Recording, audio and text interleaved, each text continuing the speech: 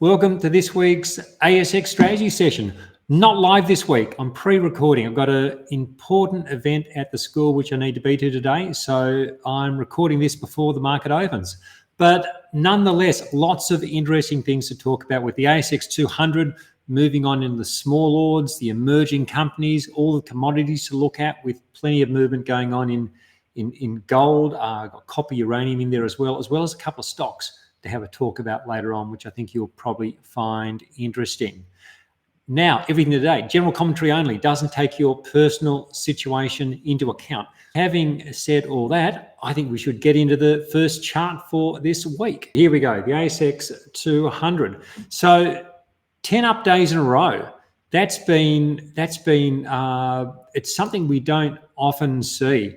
Who would have imagined that just a couple of weeks ago it would be here now and it would be 10 up days in a row? The strength of the rebound really has been impressive, and I think for many people it's been a surprise. And I think that's the thing with fear. The thing with fear is that it can come on quickly, but can also leave the stage as swiftly as it came.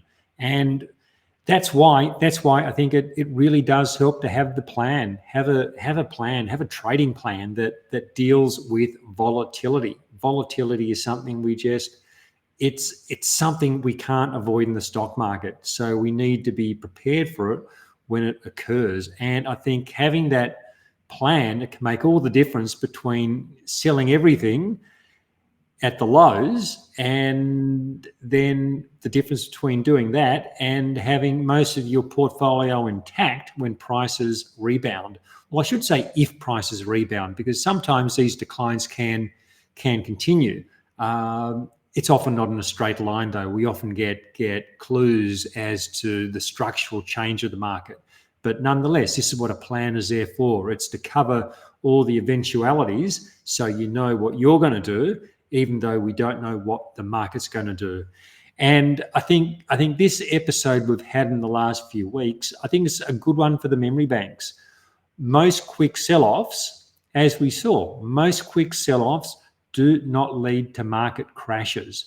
That's always the fear. I saw someone putting up a graphic on X this week, likening the current fall. They were using the S&P 500, but they were comparing the S&P 500 movements in 1987, the year of the infamous crash, to current day. They're looking for a crash to occur. It's like, but the thing is, most of these short sell-offs or these swift sell-offs, they don't lead to crashes. It's just how the numbers stack up.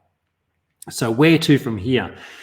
The overall structure has not changed over the past 3 weeks. The underlying trend remains up. Prices have, like if we look at what the market's done this year, prices have made several all-time highs during 2024. We have rising moving averages. These are the things that define a bullish structure. And so nothing's changed in the last few weeks to alter that. I think the big question here the big question has all been around in recent months. It's been about the lack of upward momentum in the near term.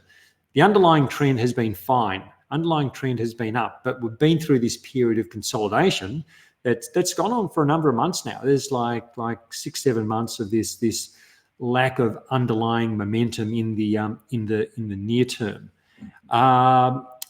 And that's really been a consolidation of these big gains we had off the October low.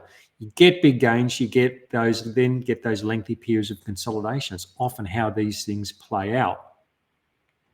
My take on the situation is I think there's more consolidation coming. I think more consolidation is likely over the coming weeks. Prices weren't able to sustain a breakout a few weeks ago.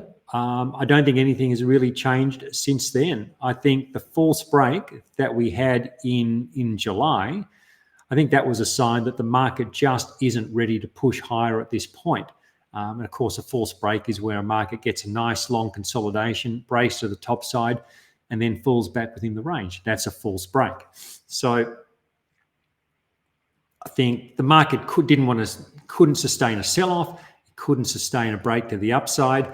So that, to me, that points to a market that is in a consolidation phase, and that larger underlying trend is not ready to re-engage at this point. I think there's a good chance we see the ASX 200 come back, revisit the moving averages maybe over the next week or two. I've got the 50 and the 100-day moving averages. And I think that retest I think that's quite a reasonable possibility to look out for. Also interesting, also good to remember that September, and we're getting pretty close to September now. We're only a week out from September. September is seasonally one of the weaker months.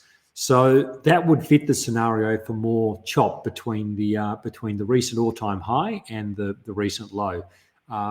Moving through September, maybe into October, maybe it's a case that we do get that backing and filling within the range back around the moving averages. So many ways these things can play out, but as a base case, I think be prepared and be aware of the possibility of that broader consolidation. We see how the price action plays out. Does that provide a platform for higher levels later in the year?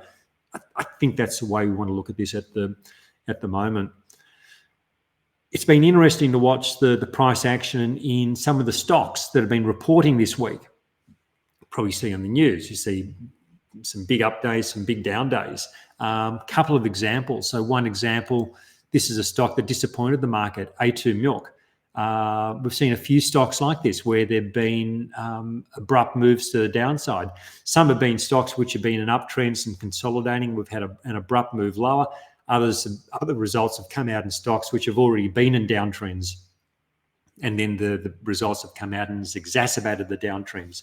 I'll show you an example of that. I think we had that in Domino's earlier in the week. Look, it's just downside volatility on a market which was already moving lower. So we've seen those sort of results. But balancing that out, there've also been plenty like this one here. So this is Breville. Breville's been in an ongoing upward trend. It saw off much of that market volatility over the last few weeks, and it's now gapped higher on strong results. I've seen quite a few stocks provide price action like this. I think there are plenty of stocks in these big established upward trends that look strong, like Breville. I'm also seeing lots of signals come through motion traders, multi-motion signals. So that's where I provide multiple entry points to stocks like Breville. And this is where Breville's come to my attention because it turned up in the multi-motion signals during the week. So I think that's a positive for the market generally. I think it also highlights the benefit of having a strategy that holds on to winning stocks, but then moves away cuts those stocks like Domino's, which have been in protracted downtrends. And it's all about trying to maintain a portfolio with a strong stock bias. That's what we want. We want to be moving on the stocks which aren't working, but holding onto the stocks like, for example, like Breville, which are in these established trends. That's how we try to build that portfolio with a strong stock bias. I think the play here, I think it hasn't changed. The play here is stay long. Stay long, continue to use those wide trailing stops, and just be prepared, because I think this consolidation, I think it may have some more room to play out yet. Now, if you're getting some value from this, please hit that like button. Please leave a short comment. Just, hey, thanks for the video. Just tells YouTube you're watching. YouTube shows more people. These things help me and help my channel a lot. So please do that for me. Now, I'm going to move on to the small ordinaries in a moment. I've got the commodities, a couple of stocks which fit the criteria for upward trends, which I think are interesting to have a look at. But of course, that wraps up the free section. So if you're not a strategy session member, I've got a link below. Click that. Costs you very little money, and the ideas you get from it, well, it could pay for these things for a long time to come. So think about doing that. It covers the costs of putting all these things together. You may think it's only a 10-minute video, but there's a whole lot of work that goes on behind the scenes to make it all happen. And of course, the strategy sessions go for about an hour, so you get hopefully lots of useful information. Okay, now moving along. Let's move along to the small ordinaries.